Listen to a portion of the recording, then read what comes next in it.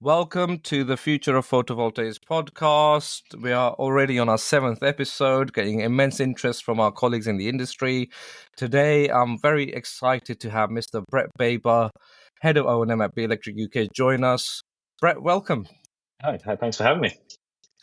I want to talk a bit about how we first met, I think, because it was a strange time. There's a lot of bad things about the lockdown and the COVID pandemic, but not many people talk about the good things. And I think meeting you were one of the good things of that period. Thanks, mate. We rebuilt our businesses after Brexit, and things started going immensely well for us. And then March 2020, we get told by Boris we're going into lockdown. And we start this whole virtual reality world of working, and then all the things change with our existing customers. First, I remember walking around Bank in London and feeling like the Will Smith movie I Am Legend, because there was not a single person there. The good thing was there was no traffic. So I met one of your former colleagues, Mr. Liam Hicks and Mr. Dathan Eldridge. You could get offices for 10 quid an hour because there was nobody in them.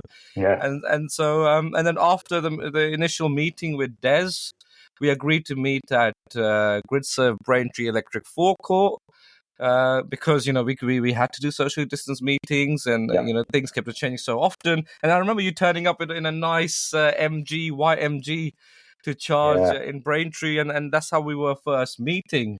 That's it. Yeah, I mean, it just about made it from my house. I mean, I had about 140-mile range on that thing, but it was a decent car apart from the range. But it was an interesting time, wasn't it? It was certainly, and it's already been 4 years. How time flies. Crazy. Yeah. And so I want to talk a bit about you as a person before we get into discussing the future of photovoltaics, specific technical details.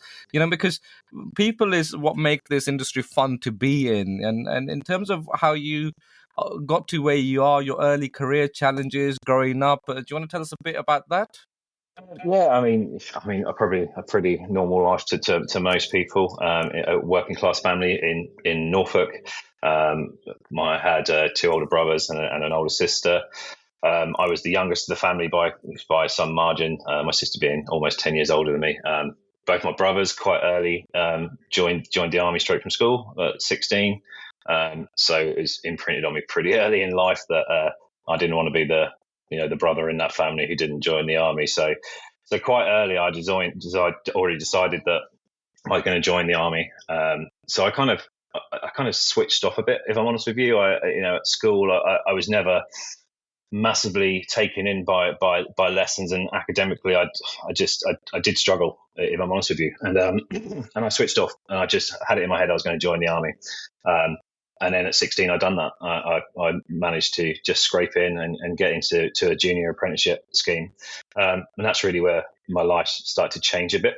You definitely find in the military that you have to comply. You have to try your hardest. There is no second efforts at things. And if you are that type of person, you didn't last in the military very long.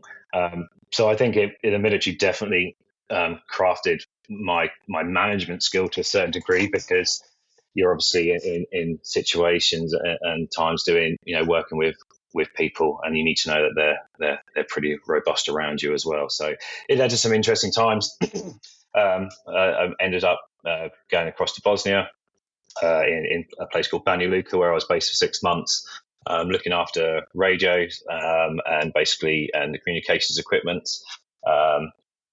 6 months of real soldiers running about doing work while I was based getting a suntan, drinking Coke in the back of a Range Rover. So it wasn't all bad in the military for me. I had a pretty easy time, but I just found that for me, I always had a bit more drive, and the military I felt kind of stifled me, if I'm honest with you. I kind of, there's a certain amount of time served with ranks in the military and stuff, and I found it really hard to sit there for a long time, and kind of it felt a bit stale. So after 6 years, I kind of decided to leave, took my resettlement, done some further management training, and then I found myself working into the agricultural industry, really. This is a massive transition from struggling in school to joining the army. At what point did you think I should join the army? I'm not good at school. You obviously are very well spoken, so I wouldn't know that you struggle at school. I think so. Something happened quite early in my life where I remember being. It's going to rewind really back. I remember being a real type, probably 10 at school, and we were listening to this show, and the teacher said afterwards, "We want everyone in the class to write a letter, and we're going to send it to this DJ, and hopefully we'll all get a reply." Mhm. And at the end of the lesson, the teacher held me aside and went, "We have a certain standard in school, so we're not going to send your letter off." And I remember that really resonating with me, that I just wasn't good enough. So I think I kind of Mhm. carried that through for a long time until I hit the military and I actually realized that if I was taught stuff in the right way and I was explained stuff properly, actually I wasn't stupid. I was Yeah. actually quite intelligent, and that really gave me the confidence to believe in myself a bit more. So school's not for everyone. It certainly didn't work for me, and I strongly believe in academics. I really do, but it failed me in my early years. So I think thankfully for the military, it did stick me and stand me on my feet and kind of make me who I am today. To a lot, there's still a lot of things now, 25 years after leaving the army, that are still with me, and I still do to this day. Did you ever get involved in combat or any confrontational situations? I mean, Why were you deployed to Bosnia? What was going on, and when was that? So, I mean, at the time I was quite young. I was 18. So the conflict there was the Serbian-Croatian conflict. So Hmm. Hmm. we were sent as a stabilization force. The idea was we were to act as police, re-infrastructure, rebuild. It was that kind. So it was after the first wave. So for me, I mean, I've been really lucky in terms of my military career. I've been to conflict areas. I've never been involved in any direct action. Like I said, the real soldiers are out there carrying the guns. I was sat there just building up my son's hand. The kudos goes to the real soldiers. I wasn't certainly one of them. Definitely use it as a career stepping stone. And we obviously, to tempt people out of their bubbles during the lockdown easing, we ran this social networking drinks thing in London just to see people again. And I remember Yeah. you mentioning before you carried a rifle, right? Yeah, I mean, I had one. I mean, God forbid I have to shoot the bloody thing, but yeah, no, I definitely have. I mean, I was a soldier the other day. I was weapons trained and stuff, and believe it or not, I used to drive around in tanks and stuff. It all feels quite surreal now to think about it, but it all felt like a really long holiday, if I'm honest with you. It's a big thing because you were trusted to carry a rifle, a gun, and you Yeah, yeah. didn't do anything silly. And No, here we never are. squeezed a trigger once in anything but a range. So Yeah, exactly. So you can be trusted with sensitive equipment. Uh, yeah, yeah. and then, and then you mentioned that you became an engineer or got a technical NVQ level 3. Do you want to tell us about Yeah, that? How? I don't even know to this day how I managed to blag it. If I'm honest with you, it was part of the phase in the army where it was coming out of the 80s and 90s, where they really didn't leave soldiers with anything. You just done your time in the army and left. So they really done this whole reboot phase with MVQs. So what I don't really remember doing a lot of the actual course. I remember the assessors turning up, doing a lot of interviewing. We'd do some tests back and forth, and yeah, like I say, I'd end up leaving with an MVP level 3 without even touching anything outside of a radio with 12 amps on it, kind of thing. So it's dangerous when you think of it, I suppose. So I left with the theory and not the practical, really. But no, it was good. But then, like I said, that experience has still helped me even in agricultural career, and stuff like that. So it was all building blocks to where I've got to now. What do you mean by agriculture career? Did you work as a farmer? I wasn't a farmer. My father had worked in milling, agricultural milling, Right. pretty much his whole life. Hmm. So when Hmm. I left the army and I'd done a bit of management training, I ended up working with my father, which again, an amazing experience to see a man who was this disciplinary figure as a child suddenly be a normal person who goes to work. So yeah, I went to work with him and looked after a small team of milling guys and engineers and the maintenance team responsible for scheduling. It was my first real kind of job outside the army where I had a small team and it was electrically based to a certain degree where I had to have some understanding, but I didn't really have to be the expert. But it was more about the same as within the solar industry. Really, it was about managing expectations of your contract, to make sure you deliver all the feed and all the milling requirements we had. So yeah, it's not quite the rock and roll lifestyle we live in solar, Vicar. You know what I mean? So, but yeah, it was again, it was something that it was is essential in my life in learning management, especially coming out of the military, where you ask someone to do something in the military, they just do it. So one of the hardest things I certainly had to learn in my first kind of roles is that if you ask someone to do something, it doesn't necessarily mean they're going to do it. And that was, to me, it was mind-boggling, because I just, from school, I've always had that mindset that just, you've asked to do it, kind of get on with it to a certain degree. Obviously, there's assessment of, health and safety, and there's nothing against that. But yeah, it was my first real experience of you actually have to manage people, and it's not just a dictatorship. And that hurt me. So I don't mind me. My first kind of management role, I was pretty heavy for the first 6 months, until I realised that you don't really get anything out of anyone that way. So it was quite integral in making sure that I understand that work is a necessity for most people, and nearly all of us.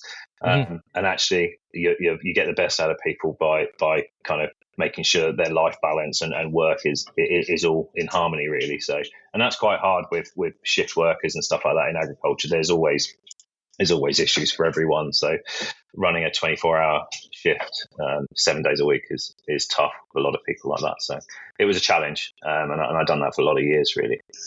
Speaking of work, how did your military service shape your approach to your professional career? Specifically, we work in an electrical industry, in the power industry. What I'm most interested about is, your NVQ level 3.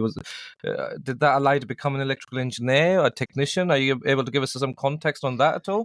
I mean, not in my early stages. No, I mean, when I like I say, when I first left, I went pretty much into management, and there was electrical works to do, but it was the same as something. I didn't need to be an electrician, although I had the MVQ level 3. My first real taster was really when I joined renewables, and that's the first time that qualification really helped me. I went in to Lightsource as a junior engineer. I remember going in quite early, 2013.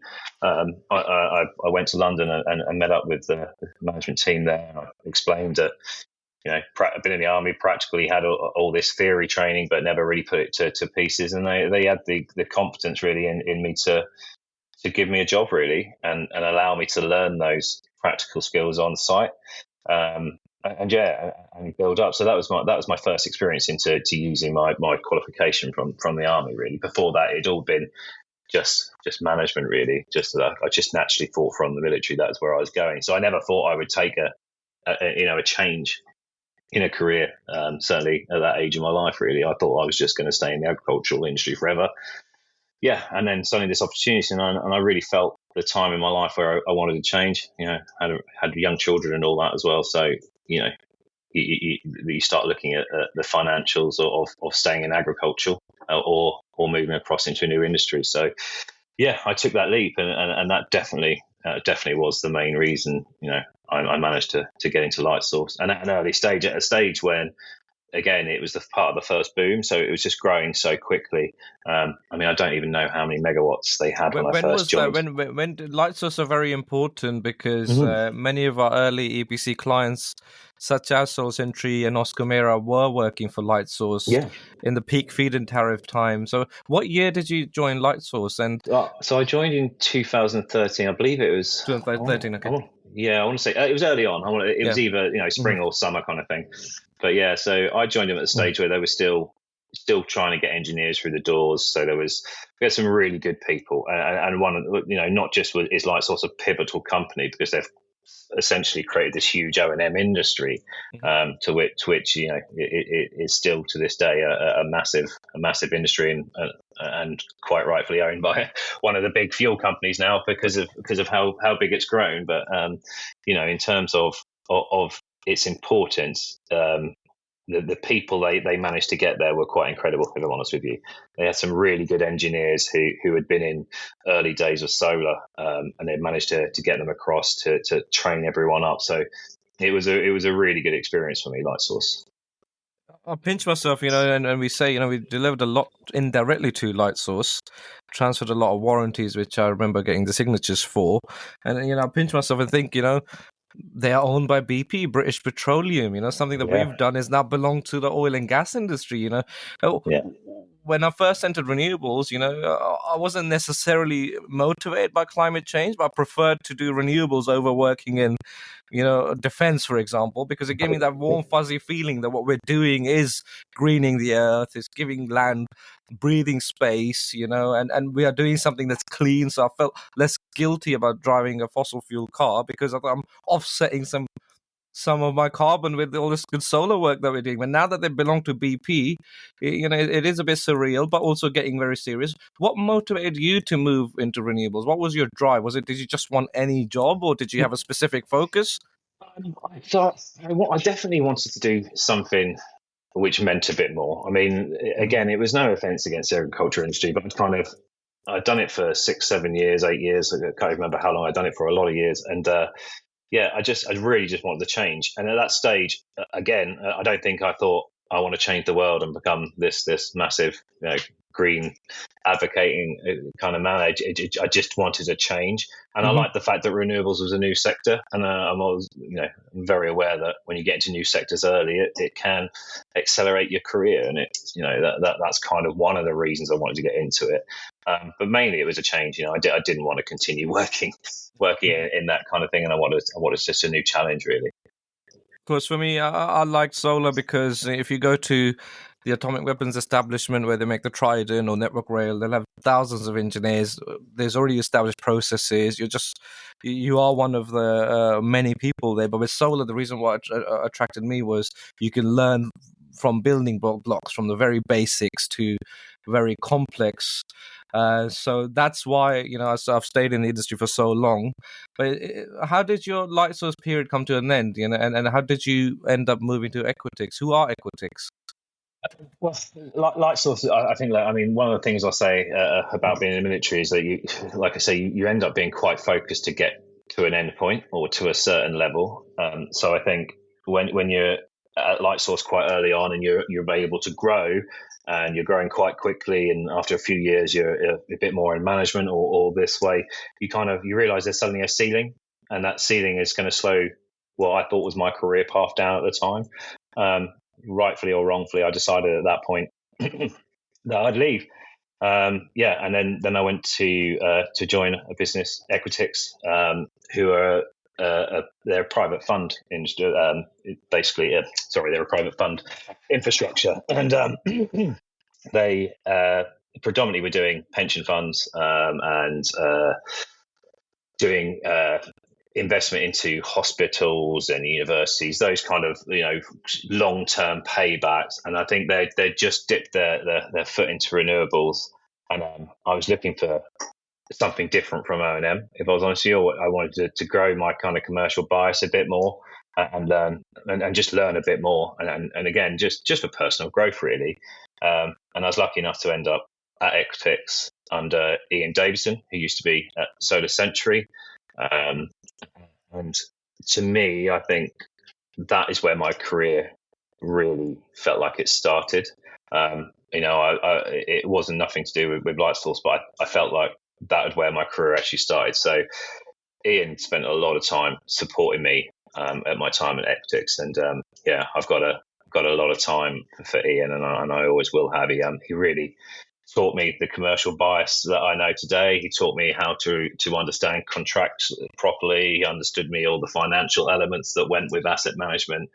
Technically, I was doing engineering, so I understood the technical side. But jumping from that ship into another was a really steep learning curve. And I remember after probably my first year at Equitix, I had a break, and I was like, whew, that was a tough year. That was hard work.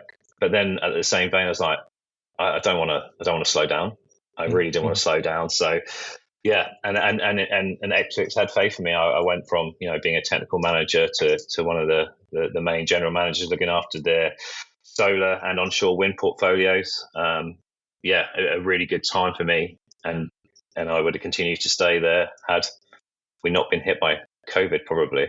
And that's when your mindset starts thinking, and you have time to consider where you want to go in your career, I suppose, and what you want to do, and you want to spend more time with family. At the time, I was commuting into London, most days, Equitix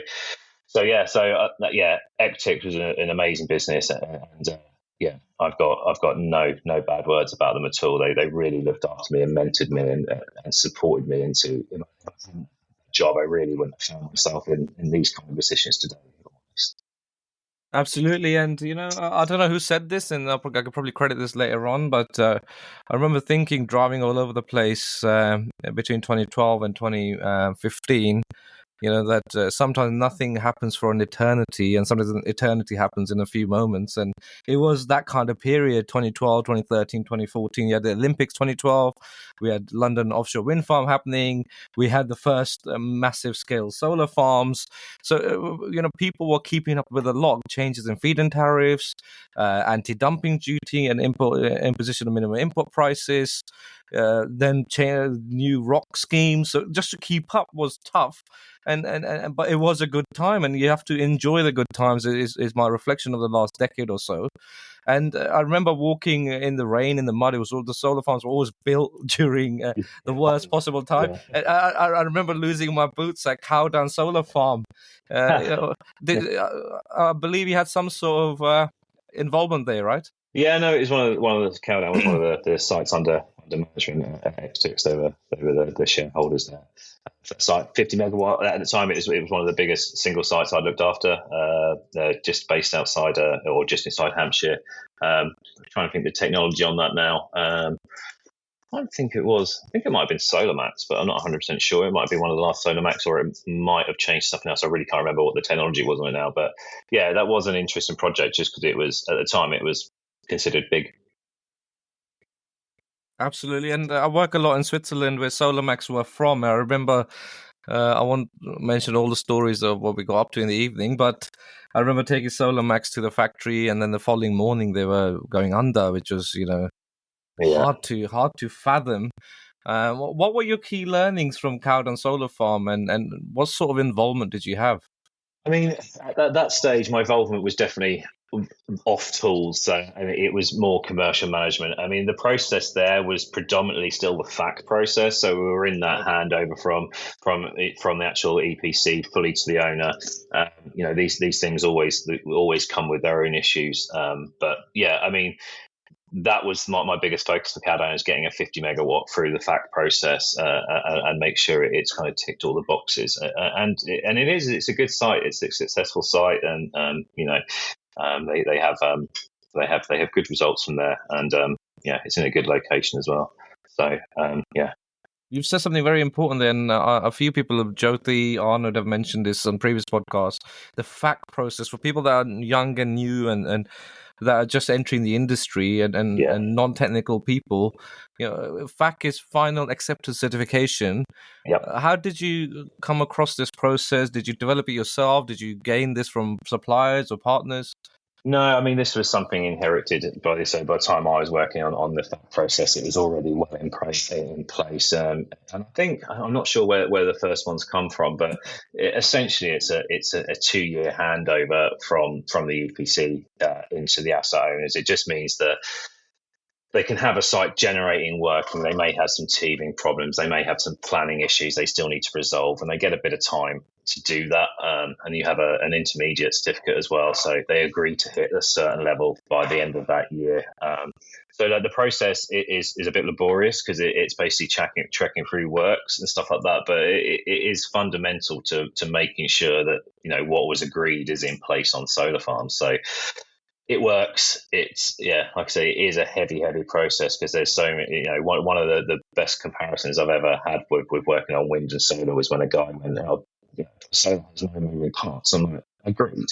And it has millions of parts. So Yes. they are very different to manage. It's a process that we're bound to be seeing back again soon. We've got the new phases of build going on in the UK now, and without a doubt that they will be a FAC process, if not slightly renamed to something different.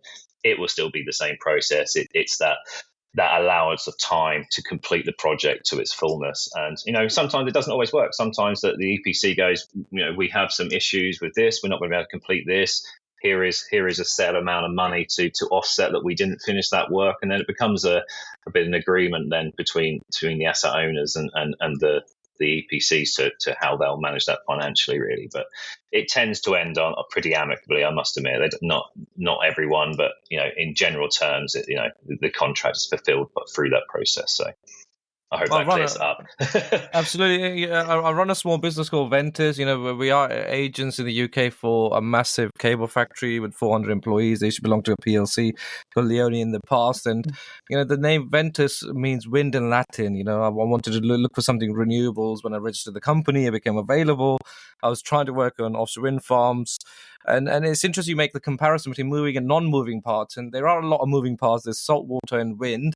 But the reason why I kind of gave up on wind and jumped full headfirst into solar is because in wind, the OEMs do the certification, like Vestas or Siemens. They've got everything type tested in a dry environment. The wind turbines arrive and you have to assemble. With solar, we are integrating the system as we go. And you said something very important about the fact the final acceptance certification process. And the reason why it's so vital is because the industry's been a boom and bust solar coaster. You've had people who are highly technical, highly experienced, been there for 20, 30 years. Some people were academics in this area as well. And suddenly they've disappeared or decided they don't want to do EPC anymore, or they've been taken over and now they want to go back to being developers. But there is now a situation where there's a shortage of EPCs in the market, but development's been very, very immense because after Brexit, the construction started to slow down and development's less capex intensive. So there's a huge amount of developers who are now starting to go into build. And for them, it's completely new. What is the fact process? Where do you start? How do you keep a control on quality? So what you said is very, very vital because, people that work in O&M sometimes don't see how intense the work environment was. With the politics, with the feed-in tariff. So either you're twiddling your thumbs doing nothing, and suddenly you've got 300 megawatts to build, and there's not enough hours in the day. And a certain date as well. I remember that Mad March. Absolutely crazy, wasn't it? At the end of you got to have it connected and generating before you can get the fit tariff or the rock payments, whatever. And it was a really heck. I remember never booking any holiday. Between March and April. Well, I worked through my holidays because the money was too good to say no to. I've said this before. I received a letter witnessed by Xi Jinping and David Cameron. I said to Mrs. cancel the holiday. We need to do this. And so, and Cowden's a prime example. It's a massive project, but it was one of several projects happening at the same time. Great, yeah. And when you look at some of the research online that we need to do something crazy like 75 terawatts of solar by 2050, and the whole world's on 1 terawatt. Even though the numbers were massive, they are not even a decimal point. I think we're doing like less than 1% of our energy. The UK 10 years ago used to use 400 terawatt hours of electricity. Someone mentioned on a Foresight blog, now we have 50 terawatt hours. It's nothing in the general scheme of things, but also massive at the same time. Do you want to go a bit more into how you went into lockdown and what happened? How did the journey with Equitix come to an end for you? Yeah, I mean, it was just circumstantial. So before I kind of remember Ian Davison making a comment like, "Oh, this disease going around looks like it's getting pretty serious." I can imagine as not being able to come to work, and I was thinking, that's ridiculous. There's no way the government is going to stop the whole country stopping going to work. Yeah. And then suddenly no one's allowed to travel. The big announcement from Boris, and there we were working from home all the time, and it was that flip from having a team around you all the time to being at home all the time when working all the time, and it was fine at first. But again, I think that little itch kind of got in the back of my head, and don't get me wrong, I had a lot of opportunities to leave Equitix within that time to go somewhere else, but I really was happy there. But it did change when I started working from home. you ended up working extra hours, longer hours, not because of the company, just because you're at home and you feel like you need to do more hours. And I just felt that then become a bit kind of the norm. And I just really wanted to change. And I felt like probably again I'd got as much commercial training as I was going to get out of Equitix, and I couldn't see us going back to London anytime soon. And one of the biggest kind of drives for me is I quite enjoyed working in the city and having a really kind of busy job. But when that all came to an end, it just gave you time to reflect. And then obviously I started seeing my children more and taking them to clubs and the reality of actually I'm not sure I really want to do all those things I thought I enjoyed, like traveling into London because my children are growing up and all those things. You just have a change of mindset. So I decided that it was time for me to move on. I didn't really know 100% what I wanted to do. I mean, I had the O&M experience and I had asset management experience at that point. And I'd always kind of during all that stage, I've always been quite vocal in solar anyway. I'd always kind of been at the steering groups and done talks and stuff. So I'd always been out there. So I thought my options were really mine. I could kind of go anywhere. So eventually I found the company of Liam and Dathan, and they were probably a year or so into running DES, and they asked me at a time that I really needed a challenge in life. They asked me to come and join them, and it was a really, really nice experience to have two guys actually call you up and say, would you come and help us out for a little while? So I went and joined DES doing the bid development really and commercial management. Before we go on to that, I said you raised an important point that will resonate with a lot of people, with me is at least, which is you work for this massive financial sort of firm, Equitix, and finance is a huge industry. I think something crazy like 29 trillion in London. Don't quote me on the numbers, but I've read it's huge. Yeah. So you've got this massive opportunity with this financial sort of developer, investor, etc. And then suddenly you've come to this realization that everyone has that I could spend more time with my kids. Yeah. I can work from home. I don't need to lose 4 hours a day on travel. Yeah. Would it be right to say it was time with family that persuaded you to not go into London anymore? Yeah, absolutely. Yeah, I mean, it was. I mean, financially, I took a cut for that, but it was. I absolutely understood that would be the case. But I just felt that I'd missed a lot of tucking my children in or seeing them to school. I was getting up early, and by the time I got home, they were in bed or now going to bed. So yeah, it was really that impact of seeing them more. But actually, it was just my social kind of it built up our relationships. I now spend more time with my children generally because of that whole experience, and something that really I'm quite thankful for. And like you, I spend a lot of time running my children around to golf or other piano lessons or other kind of clubs, and it's actually really enjoyable. It's more enjoyable than work, and you don't realize that when you're in, like you say, you're working for a really big business. You don't forget about it, but you certainly get blinkered to it. So when you were suddenly removed from that environment, it was just like, actually, yeah, the important things, I think, is what the most people's comments were at the time. The important things in life became obvious and stuff. So I never felt like moving house, but yeah, I certainly didn't feel like commuting long hours all the time again. So that was certainly the focus. And that's a big change because I've worked in lab, I worked in Honeywell, I worked in Cable and Wireless, and there is a huge work culture in the US where people work sometimes 6 or 7 days. Same in China as well. And I've taken a massive pay cut to spend time with the kids, to run a football team for my son, to play tennis with my daughter. And as they're becoming teenagers and need me less, I'm kind of glad because they're never going to be young again. You're never going to get this time again. You've got the rest of your life to make money, but it's important to reflect that this was a luxury not available to very many people before the COVID. It was only sales reps or very senior managers or very key people that work from home, or if you were someone that worked in an office, you were expected to be there because why are you working on your own? So that is a huge change. So I won't dwell too much on that, but what's interesting for me is how you met Liam and how you formed a relationship. Yeah. So I remember I met Liam years ago with Lightsource. He was obviously doing some work for Solar Century at the time. So that's kind of my first kind of introductions as a brief, the Solar Century guy there. His name's Liam. That was my first kind of introduction to them. And then working with Ian Davidson and then I got to know that both Liam and Dathan worked for him at Solar Century. So when I naturally left Equitix and I was looking for businesses I was doing some consulting originally, and I was looking at some other business support. Liam and Dathan was just one of the first people we kind of got in contact with. I can't even remember if Liam rang me first or I rang him, but I certainly needed some work doing on some solar farms, and it was just me. So I thought I'd reach out to those guys. So that was my first real kind of engagement with them, was actually asking them to do some work for me. And it kind of started from there. And you mentioned, I've got notes here just to have some sort of structure. You know, you joined as a bid development manager. You got promoted to being the managing director.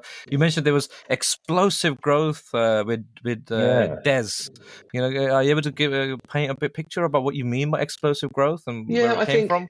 We came out of a time where not just the COVID, but like I say, solar had been stale for a couple of years. There was no development. Everyone had left, and it was just managing this. So it got very, very slow. And then what happened is suddenly everyone wanted a solar farm built, or everyone needed work catching up on. And like Dynamic Energy, like Liam and Dathan, were on the tools. They were out all the time, and it went from really steady work, and quite frankly, the first year, scratching around for some work, to it being a really solid, booked up and in demand business. So it was explosive in terms of workload. Then ultimately you have that balance of trying to recruit sustainably, because it's a self-funded business, and you've got to rewind slightly and look at, this business was funded from Liam and Dave, and just putting some money in the bank account and trying to do some work for themselves, right? This is how, I don't think they ever expected it to be the business as it is today, and that is kudos to their working testament, and actually recruiting the right people. They went and recruited David Williamson when he left Solar Century, who is just probably the most harding working ops manager I think I've ever met in my life. He just never puts the phone down, and he never stops working. So they went and recruited correctly in him, and they were able to then build out into correct engineers and the right subcontractors to help them build the business. But explosive in terms of, for a relatively new business to go from 2 engineers to an award-winning O&M business today. It's highly unusual. Explosive. That it's highly. Most businesses fail, right? So we've got these action heroes that work for the Solar Century O&M team. They've got a lot on their plate.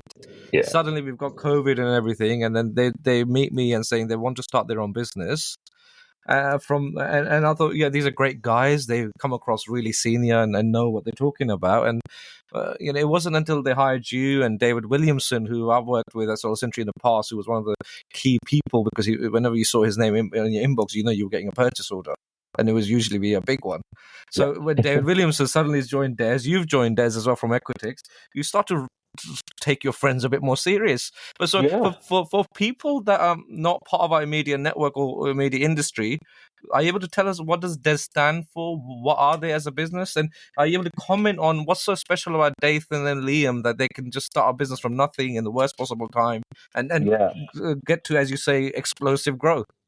I mean, they're crazy, right, to start a business during that time. But fortune favors the brave, I guess, is what they say. But look, it is really testament to their character, that not only are they robust, solid, knowledgeable engineers, they are hardworking, they are committed to sites. They were a bit of a fresh air, because if you asked them to go and do something, they would do all those things and more, and send you a report, and it would just be so timely. They were just very sleek in what they were doing. So so Dynamic Energy Solutions was born out of those guys, initially as a kind of support partner to the industry. I think is how it started, and then when I joined and David had joined, it was just a matter of trying to get business wherever we could. So we started pushing hard into our own rooftop development, supporting more O&Ms and trying to cast that out to work with more people. And on top of that, we found that there was a real niche for repowering. It was something that worked out really well for the business in terms of how we scale our staff and our locations. It turned out to be just the most logical choice. So we really spent a lot of time focusing on repowering.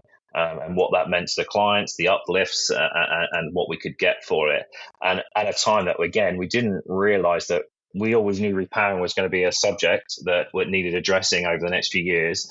I don't think we really thought it would be that quickly coming at us. And it really turned from one repowering project 1 year to 4 the next to, I don't know how many they've got now, but plenty of repowering projects. But on top of that, they're HV experts. They really are like, when you're stuck on a solar farm and you can't find the answers, they are the last chance to try and work it out. And if they don't know, then it is something really, really bizarre. And I think that's what always appealed to me about working with Liam and Dathan, that I always knew whatever I could bring in as a business for them, they would be able to deliver it. I think it was one of the most secure feelings I ever had as trying to sell something, is that I didn't have to worry about particularly what that work was, as long as it was, financially, worked for the business, and it would keep our guys busy. But yeah, they are phenomenally hardworking guys, and they thoroughly deserve everything they've got with their business. And it's certainly not testament to me. It's testament to how they look after their staff, how they treat people, and an absolutely diamond of a business, and one what was a very difficult decision to leave, and a very heart-wrenching decision to leave, because Liam, Dave and David, all those guys, and Michael included, they've all become friends of mine, and long will we be friends ever since. They're just generally really good guys, not just for the business, but in their personal lives as well. It's really hard not to want to work for them, and like them as people. Absolutely, and DES stands for Dynamic Energy Services, right? Solutions, yeah. Solutions, Dynamic Energy Solutions. Yeah. Okay, so I find it very inspiring to meet Dathan at first, and talk about repowering, and then Liam straight after, because it was during the lockdown period, and people started to work from home, and hardly ever seeing daylight, and many people, they were facing a lot of uncertainty. It was a crazy period, because we had deliveries coming from Switzerland and Turkey, and the trucks had to be stopped because they want to fumigate the trucks against COVID. It was a surreal time, and if you wanted to get someone to come out, people were scared or didn't want to come out, and so it was very inspiring to meet Dathan and Liam, and whatever you say to them, they will say, "Okay, we'll be there tomorrow morning." So, they move mountains for their clients, and I think that's it's quite impressive. The way they can get around and run their business in such a way. Like I say, it is inspiring. It was lovely to be involved and be part of it. Long way they continue. I genuinely mean that. And the drive is motivating. But before we get into your period leaving DES, one of the goals of this podcast is, because if you want to solve climate change, I'm starting to appreciate what it means, starting to mean now. I think we've had the hottest 2023 on record ever. I'm probably not clever enough to truly understand climate science, but I'm starting to take notice that it is very, very serious. Like in the Alps, sometimes you don't get snow, enough snow for skiing, so there are actual changes. But some housekeeping, when you say repowering for new people that we want to motivate to enter the industry, what do you mean by repowering? How do you understand this?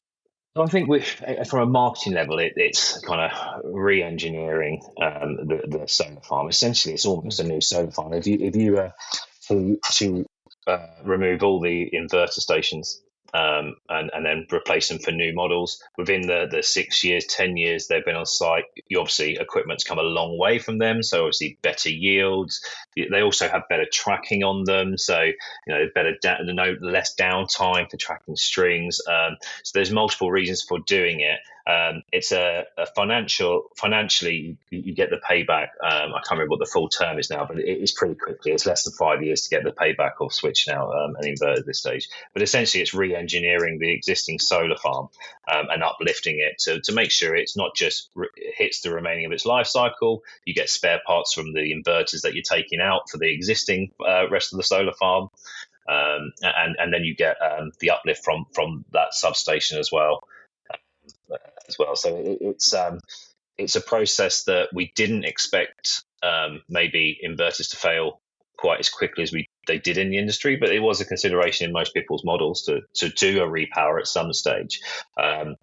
The other issue we had is manufacturers, disappearing or pulling out of the market because it wasn't feasible to them. So they then got products that are outside of warranty and with no manufacturing support. So there's other factors to think about in terms of repowering is, if I can't get the support from the inverter anyway, how am I going to get spare parts? So you have to strip a bank out to give you spare parts to your remaining site, as well as just making sure you've got longevity and further warranty going forward, a bit more protection. So there's lots of pros and cons on it. In fact, Dynamic Energy Solution done an amazing video on repowering. I suggest you go check it out if you haven't. I will do, and we are very fortunate in Switzerland at Studer Cables AG, formerly Leone, because we've got 400 colleagues and we've got a massive R&D workforce. We have our own scientists because we run our own irradiation center where we accelerate particles, and these guys are ex-ABB and they're electronically very, very trained. And some of these colleagues unfortunately retired, which has been a massive loss to us. But the early objections from a nerdy point of view is like, how do you get the electronic components like capacitors and resistors to have an inverter that lasts the life of the solar farm? From your point of view, are there intervals like 5 years or 10 years, 15 years when you should be replacing that inverters? I mean, it really depends on the technology. I mean, the one thing it's probably too early to gauge is that we're not fully aware of the longevity of the new inverters. I think some of the older issues was technology probably not suitable for the environment. So there's lots of factors to consider before you can just put a finite number of 5-10 years. But I think in terms of financial modelling, certainly you should look at doing a repower at 10 years. And there may be some requirements to do it as early as 5 years. I've certainly seen it on some solar farms which are about 5 years old that we started repowering. So it's hard to put a finite number on it, to be honest. We will do more technical podcasts in the future. I've done one already with Dr. Jyoti Roy, so it is, and also with Arnold. It's an immense area because the technology is changing so rapidly. And according to Dr. Roy, there is now OEMs out there that make inverters specifically for repowering. So we won't go too much into that. We need a couple of hours only on inverters otherwise. Absolutely. But winning the O&M of the Year award at DES, how did that come about? Who said that these guys are award worthy? I mean, me probably. I mean, that was probably most of my job is shouting about that. I mean, that was probably, if I'm honest, probably one of my strongest sell points. I know a lot of people in the industry, and I do like to shout about how good we were. And yeah, so I mean, yeah, there was an opportunity to nominate, Dynamic Energy, and I just felt it was the right time. I remember being stood at Solar and Storage in one of the little 1 meter by 1 meter hubs, trying to generate business. The following year, being there with our own proper exhibition stand and just growing. And the third year, it just felt the right time to try and top an award. It's like the dream, isn't it? Like a startup business who was it was in the startup zone is now winning O&M of the year. So I thought it was an amazing end to my time at DES. So I'm really glad that I could get that nomination in for them. And I'm really, and again, the credit is really down to those guys. I mean, there was no embellishments in my nomination. It was true that they genuinely are liked and respected by their clients. They do excellent work. So it is well deserved. No, I was very happy that they let me come on stage and collect that award with them, because I'd already jumped ship by that stage by the time we won. So it was a nice accolade to leave on. There's a Scottish comedian called Billy Connolly. You might know him already. I'd listened to a lot of audiobooks during the lockdown, and I think his book was the bestseller called Windswept and Interesting. And he says, if people don't give you a medal, then invent your own. So if you're doing business development and you're pushing the business, of course, let's go do this. But it was hard to keep up on your LinkedIn feed. I admit I delete LinkedIn just to not get addicted on constantly screen scrolling and tiring myself out. But every time I reinstall the app or log in, there would be something that you guys are winning. So you won O&M of the year, and then you went to some ex-forces event as well? Yeah, no, so that was a really surreal one. So I got an email come through to say I'd been nominated for an engineering award for ex-forces in business, which is a great award ceremony run in London, and that was quite nice just to know I'd been nominated. So that was that was the first kind of level into that, and then and then leading up to July, I then got told I was shortlisted and I'd have to attend. So went to the swanky the ballroom in London, and sat there with loads of doctorates and PhDs around this table, shortlisted for engineering, and thinking this is never going to happen. And I remember having a call with Dave, and he was like, "In for a chance?" I was like, "No way! It's nice to be nominated." And I remember saying, "I'll take the pictures of the stage to show dynamic energy, on the bit stage," and that.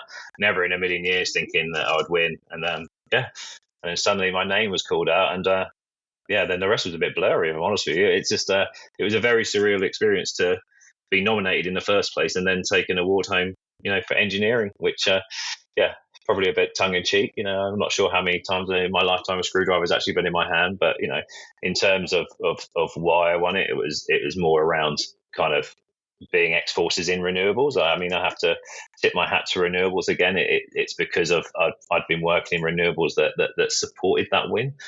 It was a really great experience, and it's both really humbling and big-headed at the same time to receive these things. So it was a really nice experience. Because you can put yourself forward for an award, but people have to vote for you. And you guys were existing in an industry with billion euro companies like Biowa, and could be Belectric's also with now is very big. And you guys are rubbing shoulders with massive organizations, and so people are voting for you. So it's a testament to you and to your team, Dathan, Liam, David Williamson. But then you had this great chemistry and a great team and great potential. Suddenly you turn up at Belectric. How did you meet Mr. Barry Bennett? And do you want to tell us a bit about that? So I've known Barry for over 10 years. I've worked with him previously at Lightsource, and then at another business we worked together. And we've always stayed in contact, regularly met up every year, and we remain quite close. So that was kind of my relationship with Barry. And then Belectric had a lot of changes, and I was asked if I would go along and take a challenge of looking after and building on the O&M team. So that was the start of that conversation.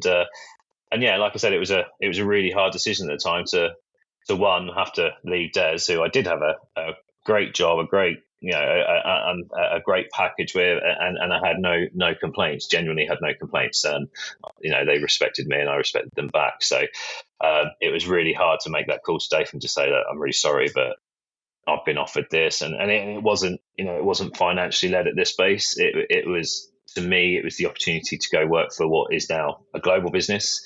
And see if I could stand on my own 2 feet in a similar role, but probably more people and probably slightly more responsibility. So I saw it as a really big challenge, and more importantly, as an opportunity to join a really well established business who is having this amazing growth at the moment. So again, I just saw it as just a huge career opportunity that they don't come around all the time. So when they do, you try and grab them with both hands, right? Absolutely. And as you said earlier, people say there's no moving parts in solar, but it is a massive under construction undertaking, and every country is different. In the future, we will do episodes on the Belectric story in itself. It was a key account for us, for my colleagues. Because the UK gets so much rain, we have high groundwater level. We developed a product, water-blocked main DC and LVAC cable, specifically with UK engineers, and my colleagues in Switzerland, Mr. Farugigin, Jan, Wolfgang, went and sold it to Belectric for 350 megawatt Lymondale solar farm. So we have a lot of background Belectric. They were sold to RWE, and now I think they've got a new owner.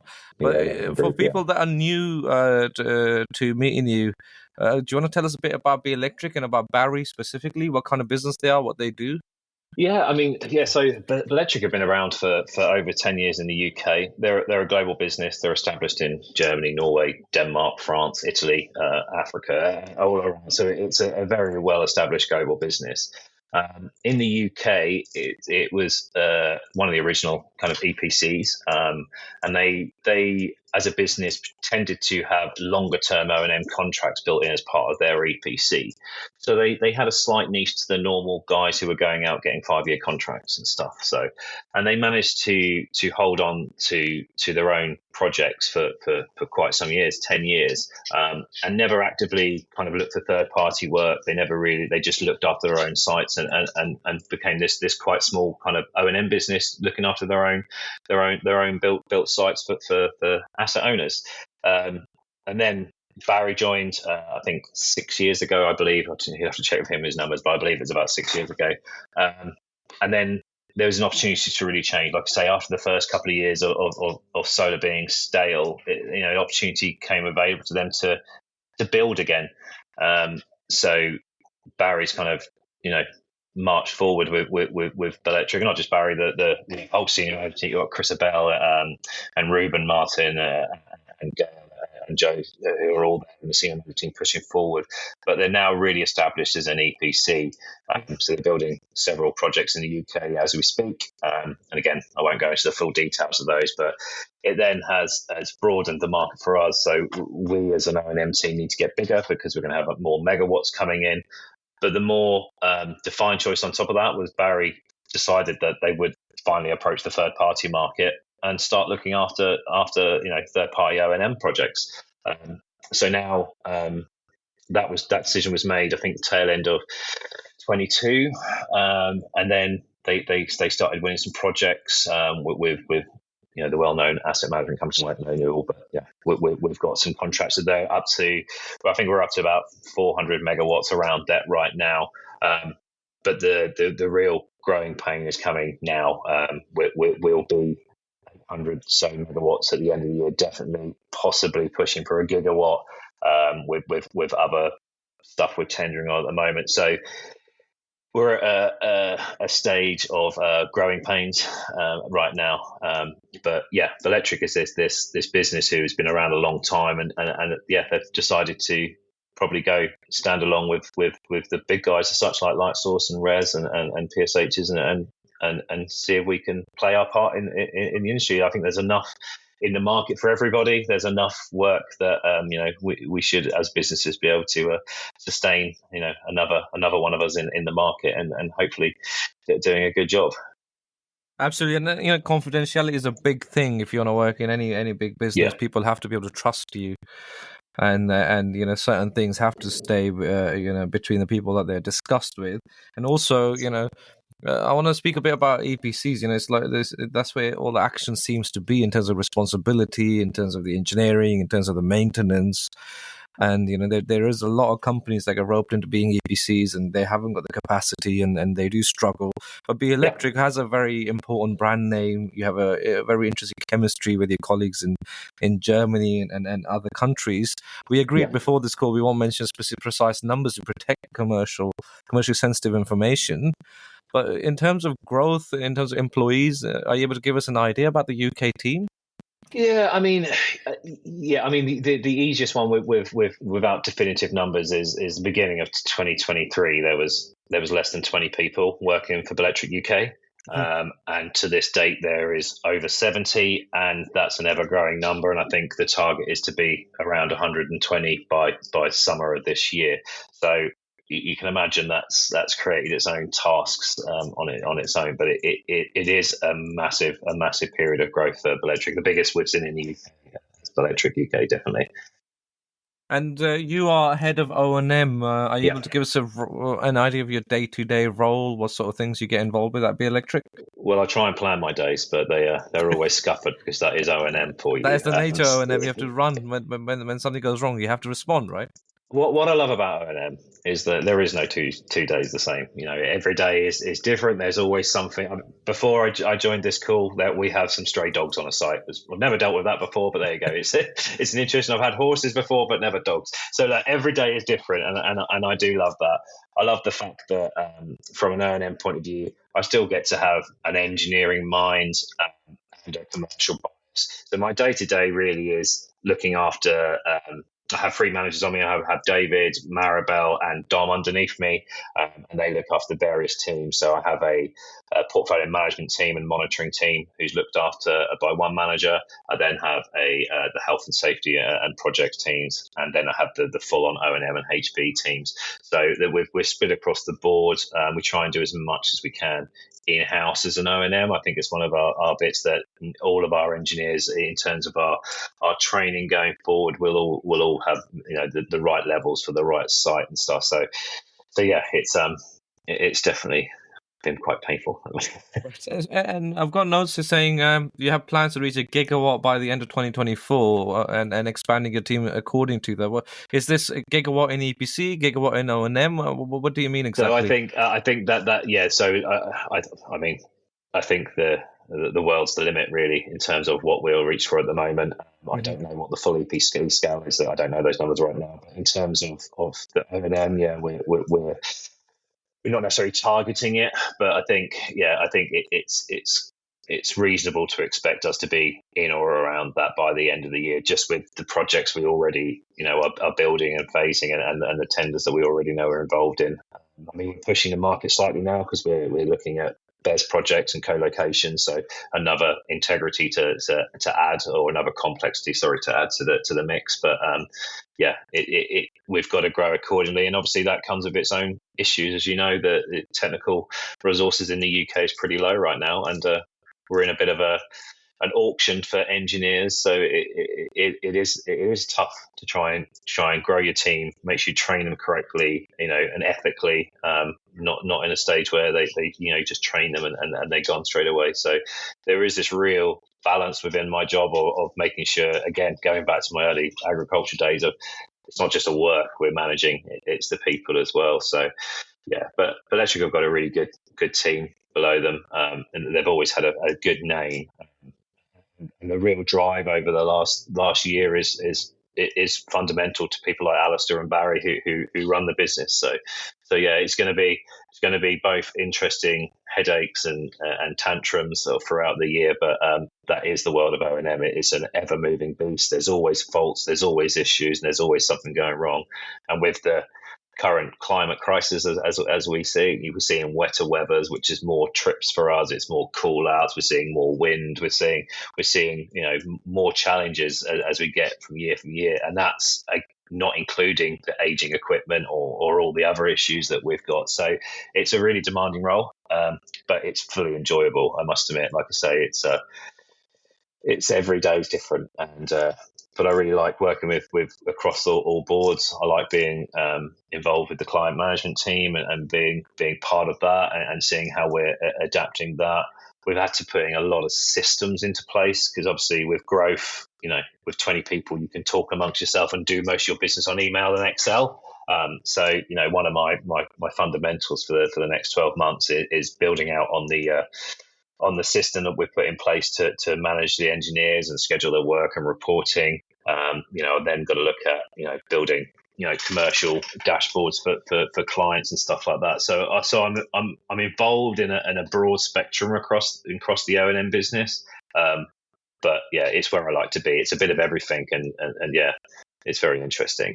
What I want to ask you is, to hit your ambitious growth plans in a market of labor shortages, you need to attract good people. Yeah. And so in terms of the sort of people you want to work with, are you able to give us an idea about that? And can you share specifically what processes and procedures you're implementing to attract and train and retain good people to hit your gigawatt plus target? Yeah, I mean, it's a really, really, really tough subject, if I'm honest with you, Vikram. But I mean, internally, what we're trying to do is reduce traveling time for engineers, more regionalization, and less sites and less megawatts to look at per engineer. Obviously, there is a fine balance to what you can pay your engineers compared to your market competition. So we're trying to recruit at the higher level, really solid industrial experts in solar. So the real finite PV, HV experts, those kind of people. We're looking to cement those into our business within the regionalisation of the teams. We're looking to grow the teams further. Unfortunately, like you say, it's hard to either convince someone to come from house bashing or from a domestic market into standing in the middle of the field. So I think I have a slightly different approach to it. So I think there's probably for us, and our focus again for the training team is to bring in novices and try and cross train people from other industries. And I have to look at myself. I came from another industry 10 years ago, and if I can do it, I'm pretty sure anyone else can. So I think it's thinking outside the box. We can't just keep looking with inside our own market now, because we know it's saturated already. We've already got all the engineers. So I think it's about bringing in the right mentality, the right people to do the jobs outlaid. And I'd like to see us in a world where there's probably modularized training within the industry. So we know that whatever we call them, a general engineer can do XYZ job, a HV can do these, and then it should help the workforce balance out. I don't know if there's a full requirement for a PV engineer, every PV engineer that is, to be an electrician. I think there is some unique things we can do around it to reduce the workload. And we're also got to look at to the future of innovation, right? And what we're going to do to reduce time on site, and how we can use better monitoring and technology to support us, delivering a more robust product to the client. Well, the unfortunate reality we have is because of COVID, like yourself, you're quite young, but people have taken a stock of their careers, their lives, and we've had a massive workforce disappear. We've had obviously Brexit as well, and because of that, there is a natural labor shortage across all sectors, not only solar, but solar itself is very, very exciting because the energy has just started. It's about a terawatt within the 75 terawatt goals that we may have worldwide, and already it's one of the most efficient and the lowest cost ways of generating energy. So there is that vision we can sell to young people or mature people that want to enter the industry. And as we come towards the end of our podcast, the most important question I want to ask you is, what is your vision, and what do you see as the future of solar photovoltaics? I mean, that is a big question. Thank you. I think for me, I think we have to look at a more balanced world. I think there is definitely a call for the government to be more relaxed around solar. I don't know if we're in a world where we need funding so much anymore. I think we've proven that we're an industry who can stand on our own feet, but I think they certainly need to look at relaxing the rules a bit more around it. There's a lot of bad press around solar, especially around agricultural land usage, as we all know, and I'm sure you'll speak to someone in the future about those kind of things. But there's a lot of government support that they can do which isn't financial that I believe should change. So I'd like to see that on the horizon. I'd like to see a more direct route for people wanting to get into the industry. It is a hard industry to get into, although we're crying out for people. It's one of those strange anomalies that I find. Once you hire someone, that most of them are like, I've been trying to get into the industry for a year or 2 years, and we wonder why. We can't get in. So we need to have this more direct, obvious route in. I don't know how we get that right now. I know there's again, John Davies and other people in the industry thinking about these things. So I see a world where we have that more direct route and a more obvious chain of getting into the industry. More importantly, I think we need to be at a stage where, as a country, we need to start harnessing our own power. And I think that is, to a certain degree, when it's affordable, should be at our own homes to a certain degree. And I think there should be, I know the government are supporting doing heat pumps, but I mean, there is an element of putting solar on your own roof is quite empowering. Outside of it being financially rewarding over time, it's quite empowering to know that you've got your own power. So I think there should be this mindset change as well to, every house probably should consider where practical to have solar and battery storage to try and help balance that grid out a bit more, because it's going to get worse, and more imbalance as we start putting more grid and more items onto the grid, and we're already seeing that in delays in the grid. So, and again, I could talk all day on the issues around that, but I see a future where it's a bit easier, a bit clearer of where we're going. So, and I think it is happening. I think we are getting there, and without talking full politics, I think the change is afoot now. Well, I've spent so much time in solar that, I ask this question myself all the time. I've been asking it for the last, over 15 years. What is the future of solar photovoltaics? What is my own future? Are we destroying agricultural land? Are we doing something unethical? These are things you ask yourself, because a moral argument is what you need to have to grow a big team, to have people following you. Solar, by all means, is not a magic bullet, because it doesn't work in the night time. It does cause grid intermittency. It doesn't work in the winter as well. But every kilowatt hour of solar we generate in the summer, or when there's daylight, there's less gas that needs to be burned. And specifically, if you care about the environment, you look around you. I've researched a lot about agricultural land and food use, and we are destroying our environment with fertilizer. We're killing bees. We're chopping down forests, and for what? And this is on the WWF. It's the animal charity.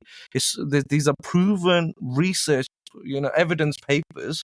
They say on the most of the land we use in the UK is for growing food for animals, which is actually destroying the environment. And when you take all the nutrients out of the soil, it's dead, it's finished. And so if we put solar somewhere where, like York Solar Farm is a pig farm, it can't be used for agriculture anymore. If you install solar there, you allow for crop rotation, you allow the land to recover. So that land argument doesn't wash anymore. Of course, you have to be ethical and not put solar where people have lovely views out of their window. You have to listen to people and take them forward with you. But I've certainly enjoyed this conversation, and I've found from previous podcasts, when you listen again, you realize there are bits that you miss. So I will think deeply about the things you've said, and thanks very much for joining us today. Thanks for having me, Vikram. It generally has been a pleasure. It's always a pleasure to speak to you.